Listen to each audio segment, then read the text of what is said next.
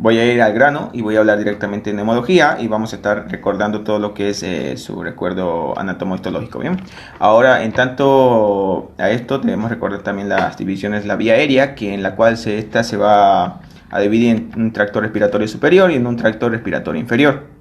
En tanto al tracto respiratorio superior, esta va a comprender las fosas nasales, la faringe y la laringe. Recordemos que la faringe es rica en glándulas linfáticas, mientras que la laringe está constituida fundamentalmente por cartílagos y bueno, esta va a poseer una gran importancia ya que contiene las cuerdas vocales, obviamente, ¿no?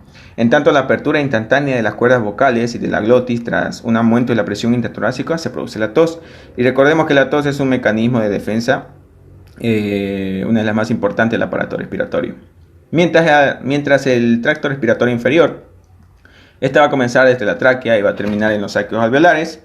Y pues desde aquí se pueden distinguir más que todo varias zonas de conducción, que van a ser la zona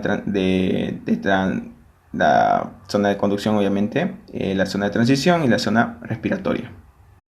En tanto, la zona de conducción, esta va a incluir la tráquea, que a nivel de la carina se divide en dos bronquios, uno va a ser derecho, el otro izquierdo, y luego se va a continuar con los bronquios lobulares, los segmentarios, los bronquiolos, luego los bronquios, estos bronquiolos van a ser unos bronquios de un diámetro inferior a 2 milímetros. Luego siguen los bronquiolos lobulillares, que estas se van a originar a partir del primer bronquiolo tras 4 divisiones, y ventilan más que todos los lobulillos secundarios. Y pues finalmente tenemos los bronquiolos terminales de cada bronquiolo lobulillar, que se van a originar unos 4 o 5 bronquiolos terminales. Bien, todas estas divisiones van a constituir las primeras 16 generaciones en caso de la zona de conducción de los bronquiolos. Tengamos en cuenta que el volumen de aire contenido en esta zona se denomina espacio muerto anatómico, pues en ella no tiene lugar el intercambio de gases y tiene un volumen aproximadamente de 150 ml. Bien. En tanto, la zona de transición, estas van a constituir más que todos los bronquiolos respiratorios, que van a formar parte de las 17, 18 y 19 generaciones de los bronquiolos, y en la cual en las paredes aparecen algunos alveolos ya. Esta zona de transición va a participar en las funciones de conducción y también de intercambio de gases, ¿bien? A causa de lo que ya nombré, porque hay algunos alveolos. Mientras que en la zona respiratoria van a formar conductos y sacos alveolares y alveolos, que en la cual en esta zona es en donde se produce más que todo el intercambio gaseoso. Una vez que ya hemos descrito estas divisiones de la vía aérea inferior, ya vamos a poder distinguir varias unidades como el acino, el lobulillo primario y el secundario. El acino es la unidad anatómica situada distal al bronquiolo terminal, mientras que el lobulillo primario lo forman todos los conductos alveolares distales a un bronquiolo respiratorio, y el lobulillo secundario es la misma porción del parénquima pulmonar, que está rodeada de tabiques y tejidos conjuntivos que independientemente de los lobulillos vecinos, ¿no? Todas estas dicotomías se realizan en los primeros años de vida. La circulación del aire a través de los conductos se va a determinar por la diferencia de presión que generan entre el exterior y los alveolos durante el movimiento respiratorio. En inspiración, la presión intrapulmonar es menor que la atmósfera, permitiendo que la entrada de aire, y en la expiración ocurre lo contrario. El flujo de aire es turbulento en las vías de mayor calibre, como en la tráquea, en los bronquios principales, y es laminar en las vías más finas, y esta es mixta también en los conductos intermedios. Bueno, ahora hablemos desde un punto de vista histológico, ¿bien? Que en la cual vamos a estar hablando de las estructuras íntimas de las vías respiratorias inferiores. Recordemos que era la tráquea, los bronquiolos principales, derecho e izquierdo, luego los bronquios, y los bronquiolos, luego los sacos alveolares, ¿bien? Vamos a empezar desde la tráquea y los bronquios. Estos se van a dividir más que todo en mucosa, la submucosa y el fibrocartílago, ¿no? Tanto la mucosa vamos a estar viendo que va a estar conformada por distintas estructuras celulares. Primeramente vamos a estar viendo el epitelio pseudoestratificado, y va a constar de células ciliadas. También vamos a ver células con microvellosidades que no van a tener cilios.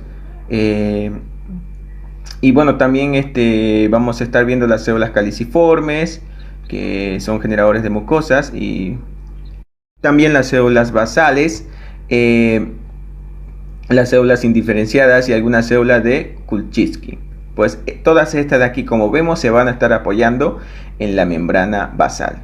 Las células basales en realidad no afloran a la superficie y de ellas derivan todos los demás tipos. Las células caliciformes, como vemos, son productoras mínimas de cantidad de moco bronquial, disminuyen progresivamente hacia la periferia y no existen en los bronquiolos respiratorios. Tengamos en cuenta eso. Mientras que las células ciliadas se caracterizan por tener superficie recubierta de cilios, en tanto a la mucosa epitelial, que se recubre de forma discontinua por el moco bronquial, que consta dos capas, de una capa superficial más densa que es en forma de gel, donde se depositan partículas extrañas inhaladas y los detritos celulares, y una capa que va a ser más profunda y fluida en forma de sol, donde baten de modo sincrónico los cilios. ¿Ven? Ahora, por debajo de la membrana basal se encuentra el corión, que constituye un laxo entramado de colágeno, fibras elásticas, reticulares, que también van a estar allí los vasos sanguíneos, los nervios y distintos tipos celulares como los neutrófilos, linfocitos, eosinófilos, macrófagos, mastocitos, células plasmáticas. Bueno, ese es en tanto a la mucosa. Mientras que en la submucosa, estas van a contener glándulas productoras de moco, que van a estar constituidas por células mucosas, serosas, un canal colector, un canal excretor ciliado que se abre a la luz bronquial. Estas producen la mayor parte del moco bronquial. Estas glándulas de la submucosa disminuyen progresivamente hacia la periferia, que van a hacer que a lo mismo, ¿no?, que estábamos mencionando de las células caliciformes de la mucosa, mientras que el fibrocartílago se encuentra en la parte externa de la submucosa, en la tráquea y los bronquios principales, y tiene una disposición en forma de arcos de herradura, y el músculo une los dos extremos posteriores del cartílago. A partir de los bronquios lobares, los cartílagos no forman anillos continuos, sino placas aisladas unidas a fibras musculares, y a medida de que los bronquios se ramifiquen y se vuelvan mucho más pequeños, pues ya estas placas van a ser más escasas.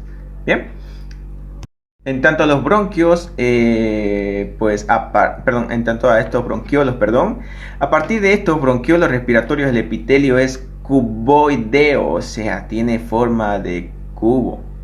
Y estos bronquiolos no poseen células caliciformes. Los bronquiolos en sí no tienen cartílagos, no tienen glándulas mucosas, y estas van a poseer las células denominadas claras, que también tienen forma columnar baja y que hacen prominencia en la luz de los bronquiolos. Bien, estas células claras producen un componente fluido de moco bronquial que es llamado el surfactante bronquiolar, y esta puede encontrarse en una pequeña cantidad en los grandes bronquios también.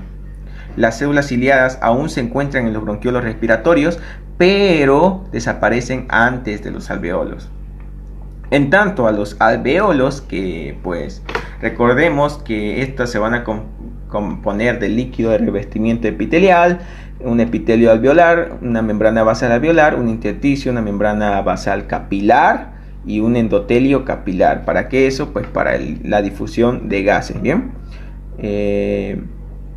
el epitelio alveolar es escamoso y está formado por varios tipos de células. La mayoría son los neumocitos de tipo 1, que conforman el 95%.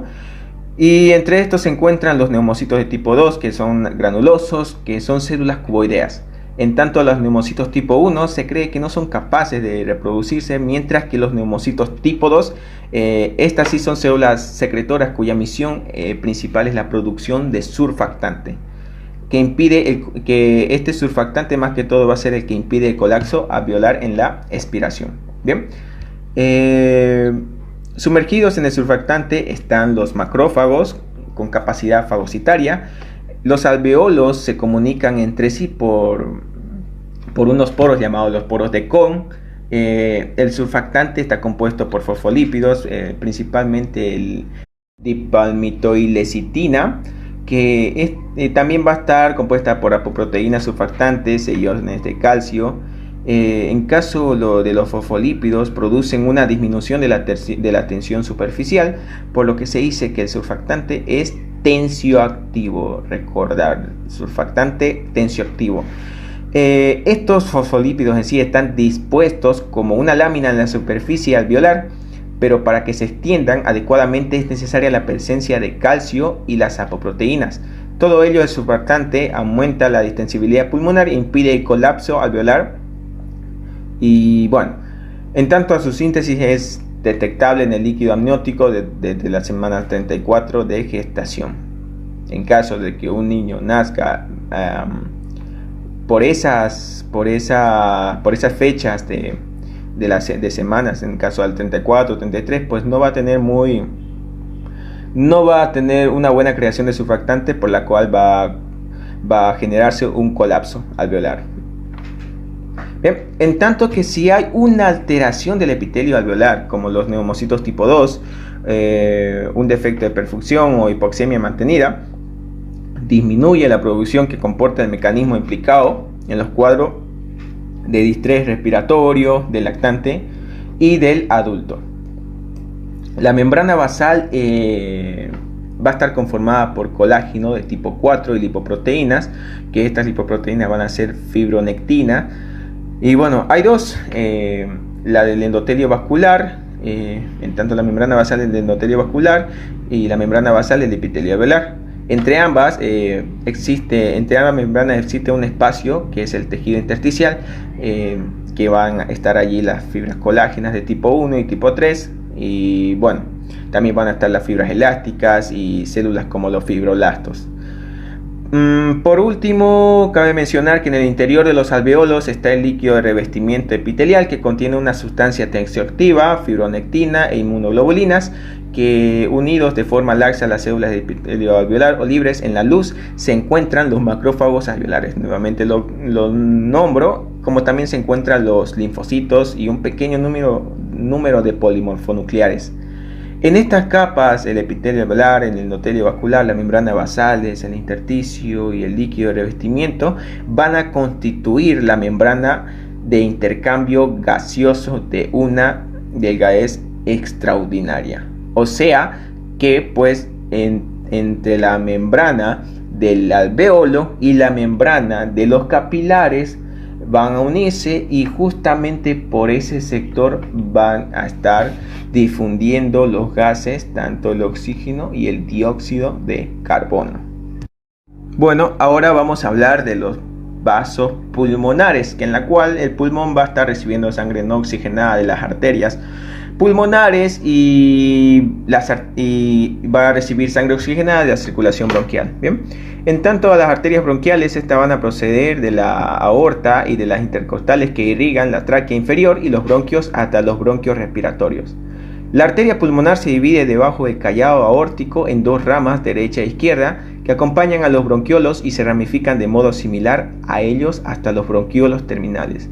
Y a partir de ahí las arterias se distribuyen para irrigar el lecho capilar alveolar y el diámetro de las arterias pulmonares, que es similar al de los bronquios acompañantes.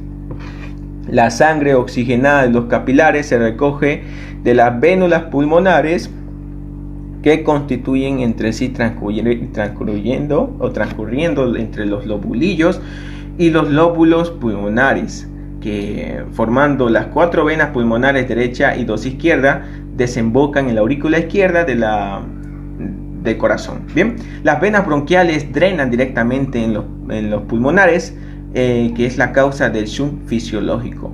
Las arterias pulmonares y sus ramas son mucho más distensibles que las sistémicas. Sus paredes son más finas, pues estas paredes van a contener escasas fibras de músculos lisos. Las arteriolas poseen una capa muscular única y son los vasos que más contribuyen a la resistencia vascular. Dentro de las paredes alveolares no existen linfáticos, pero sí en el tejido conjuntivo pleural las paredes de venas y arterias de las vías aéreas.